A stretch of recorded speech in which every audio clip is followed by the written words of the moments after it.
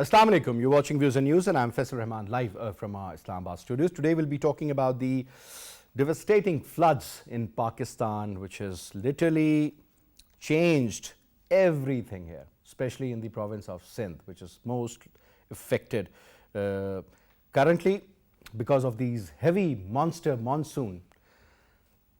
Almost 33 to 35 million people they have suffered. Over 1,400 have died so far. Hundreds and thousands are still stranded in water in Sindh and other parts of southern Punjab and in Balochistan, as well as in KP. And then on top, as far as the losses are concerned, earlier they were estimating that this is going to be around $10 billion. Now they say that $12 billion worth of damages have occurred, and this is definitely going to go up. Now the main issue is not about the flooding. Yes, that is there, because when you talk about Guddu, or you talk about Sakhar, you talk about Dadu, or you talk about other areas related to this, Larkana even, they are still inundated. And when you talk about villages and a lot of other areas surrounding that particular spot, can you imagine around 14 feet to 16 feet of feet is standing there, and all the villages have been submerged. In certain areas it's 4 to 6 feet, and it's been over 20 days the water is standing there. The real challenge for Pakistan is now related to the waterborne diseases: malaria, dengue, cholera, diarrhea, skin diseases, you name it, and the problem is going to be there. Gastro, a lot of children in hundreds and thousands are suffering from these. Women who are pregnant in Pakistan as we speak, who have been suffering because of these floods, their number is around 650,000. Yes, 650,000, mostly in Sindh and rest of the Punjab. And out of these 650, almost 100,000 women will give birth during the last 2-3 weeks of this month and the first 2-3 weeks of the next month. So they're practically, this is their last or the third trimester. As far as for food is concerned, there is an acute shortage of food, clean drinking water, and on top of that, since there is no shelter, lack of tents, lack of other supplies, and on top, last but not the least, is the medicine. Now, water is the basic requirement, because when you are stranded, the water is everywhere. There is extreme, you can imagine, heat, and due to that, it's not livable basically, and you have nothing to cook. It's totally dependent on the government and other NGOs who are currently supporting. But again, I'll just mention one thing here, that during the 2010 earthquake, because it was more or less about the swelling of the rivers, so most people living all along the Indus, they suffered everything. But this time it's flash flooding, it's heavy monsoon in these areas, around 500% more, so you can well imagine. And then on top there was no preparation, though the Met Office very categorically mentioned that this monsoon is going to be really heavy. But this is what they can do. They can tell you NDMA didn't do much. Now, as always, we had this reactive approach, and we are trying to look forward for money, and whether it's cash or kind. And then the distribution has become a challenge. Vegetable, fruit losses, crops, they have been lost, especially cotton, sugarcane, wheat, rice, pulses, onions, tomatoes, banana in Sindh, dates in Sindh. I mean, it's gone. This was something on which the livelihood of those people were dependent. Now they have nothing. They have nothing to lose now. That is what is the current situation, except for the lives. I hope and pray the entire Pakistan, along with the provincial governments and the federal government, they put their head down, and after putting their heads down, they should come up with some sort of a viable solution and do something positive. This is what the need of the hour is. But before I, in fact, introduce you to our panelists, our production team has prepared a report. Let's watch that first. All the institutions of Pakistan, with the appropriate guidance of Premier Shehbaz Sharif, are engaged in facilitating and rehabilitating the flood-ravaged areas and respective affectees. And in this regard, the flood-hit Sagu Bridge in Dera Ismail Khan was reopened to traffic, resuming road connectivity between Khyber Pakhtunkhwa and Balochistan. On the other hand, the Economic Coordination Committee of the Cabinet also approved Rs 540 million for Utility Store Corporation for supply of essential commodities in the flood-affected areas. Economic Coordination Committee approved Rs 3 billion to National Disaster Management Authority to meet expenditure on rescue, relief and rehabilitation of calamity-stricken population across Pakistan. Meanwhile, Pakistan has urged the United Nations Children Fund (UNICEF) for help in reopening schools in old and new temporary locations in flood-devastated areas, as the United Nations agency's executive board adopted a $900 million four-year country program aimed at the uplift of the country's 80 million children. Speaking at the board's meeting, Ambassador Munir Akram also sought assistance in healthcare prevention of waterborne and communicable diseases and immunization of the children and ensuring food security by providing nutrition for children with the view to provide relief. United Nations Secretary General Antonio Guterres is also paying a two-day visit to Pakistan, which will start from Friday, to express solidarity with the country braving colossal climate-induced natural disaster caused by unprecedented rains and floods. In a statement, Foreign Office spokesperson Asim Iftikhar said the Secretary General's visit will further raise global awareness about the massive scale of this calamity and the resulting loss of life and widespread devastation. Now to talk about it, let me quickly introduce you to our panelists. We have with us in our studio, on my right is Mohammad Abdullah Deol, water scientist from UNESCO. Thank you very much for your time. And we'll also be talking to Ariba Shahid. She is a business journalist. She's going to join us in a little while on the Skype. And we'll also be talking to Ambassador Naela Chohan Saiba. She's also going to join us in a little while. But let me start off from you. Now, so the point is that, yes, food has to be there. Clean drinking water has to be there. There should be a proper mechanism, to deliver these goods. Now, number one, lack of resources. Number two, who is going to do it? Because last time there were many NGOs in 2010 as compared to this 2022 flood. And other than that, if you remember, there was a lot of aid pouring into Pakistan. Even now, almost 50 planes have landed, but this is just a little drop in the ocean. Yeah. Now the real challenge is about the waterborne diseases that really worry me. Because when you talk about cholera, you talk about diarrhea, malaria, dengue. A lot of these kids have got skin diseases, even women, because they are very vulnerable.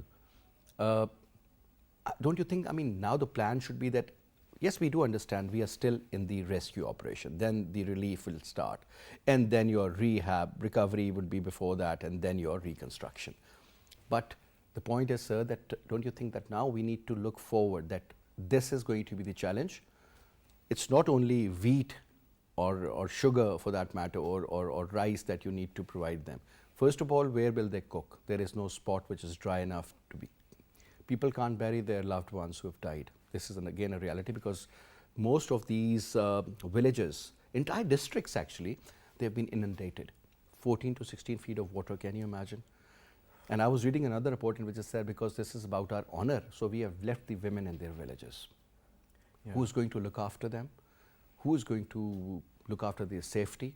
Who's going to provide them with food? And on top, now you need medicine at a massive scale. Your take. Well, this is really sad and of course heart-wrenching. I don't know where to start and where to end, but like you were saying, we should also keep in mind what to do in future. We had, I would say, at least 12 years to prepare for this. It happened in 2010. It's just a repeat telecast. And we didn't learn anything. Okay, we will rescue, we will do the relief thing, and we will reconstruct. And like you were saying, there was so much aid pouring in 2010. Right now there is some, but eventually it will start when the international community will not start taking us seriously, because we ourselves are not taking us seriously. We are just getting used to this relief thing and not actually no post-flooding. We have only, post-flooding, no pre-flooding techniques. We are just reactive, not proactive. So this is going to hurt us. This is climate change. Do you know it was 80 billion cubic meter of water at the moment in Sindh. 80 billion. 80 billion cubic meter, and Tarbela Dam is 10 billion cubic meter. It is equal to 8 or Tarbela dams in the Sindh at the moment. So what is climate change? It's basically actions, reactions. The way humans act, the nature react. It's simple. You cannot just say, oh, God's angry or something. If you're going to cut down 1 million mango trees, for example, to build a housing society, then what are you expecting? Yeah. Yes. Then what are you expecting? That was DHA, by yes, the way. yeah, of course. We all know about it.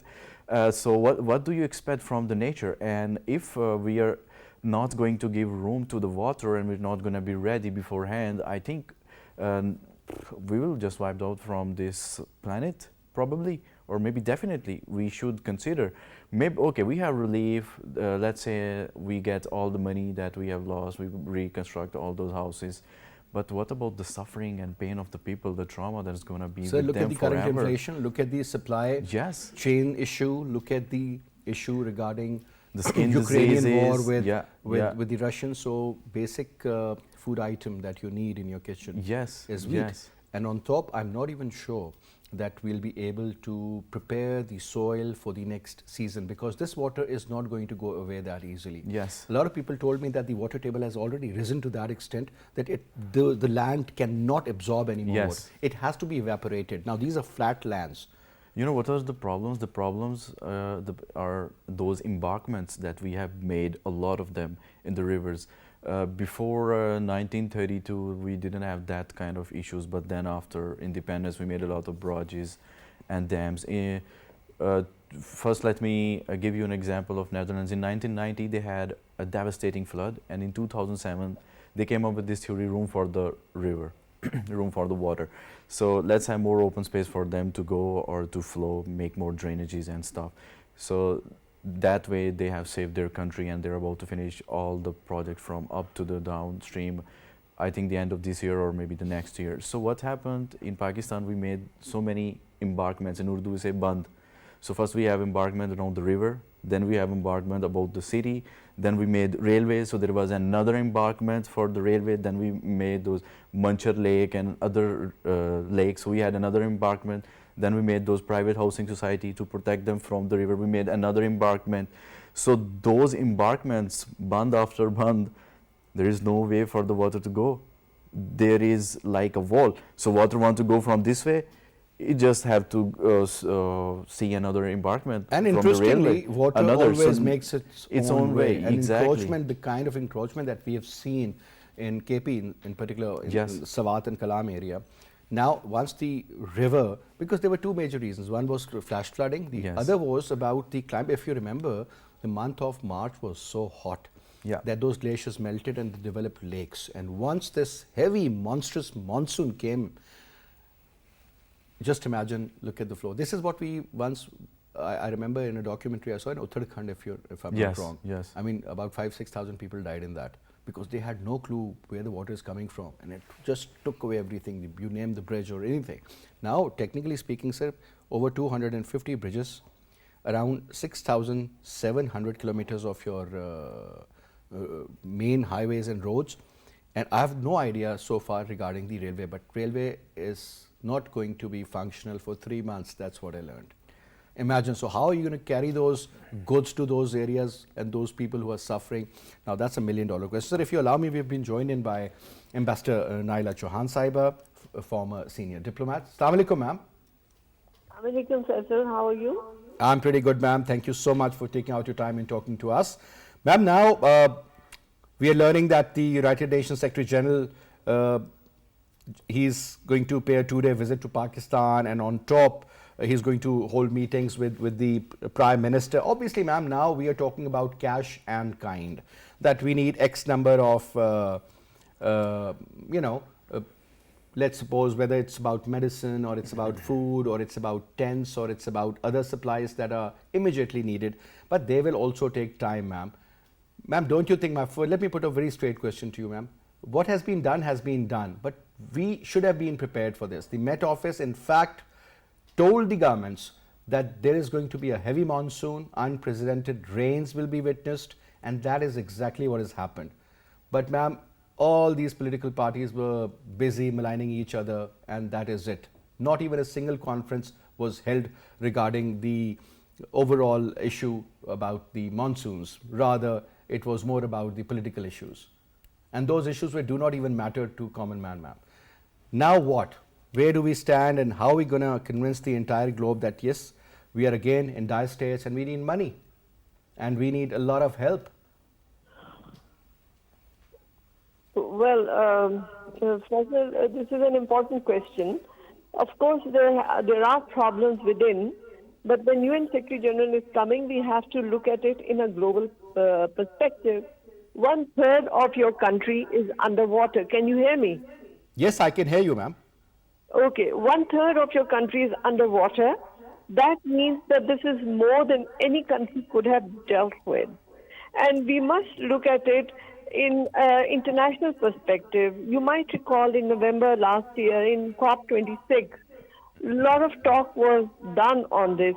If you look at current situation, the number of people that you were mentioning, 33 million who have been affected by the flood, can you believe it? It is six times more than the people displaced by the war in Ukraine. And it is more than population of so many European countries and also Australia. So we can't take it that lightly, and I think the global north has to take its responsibility.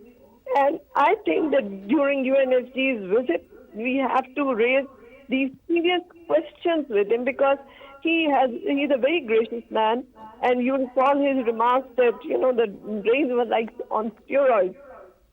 And now there's a lot of talk on climate apartheid, because the global north has been exploiting the world for their profits, for their benefits, and then they make pitiful, commitments on the nations. Imagine what was the commitment from EU? 23% of the world, pollution is by them. And they had a very miserly amount to offer, which meant about 5 cents pesos per person here. This is not about charity. This is about demanding the rights of the developing countries, and this conversation has to be taken very seriously. Pakistan, yes, you mentioned very correctly, is grappling with economic hardship, all the problems that we are, infested with. But IPCC report clearly, states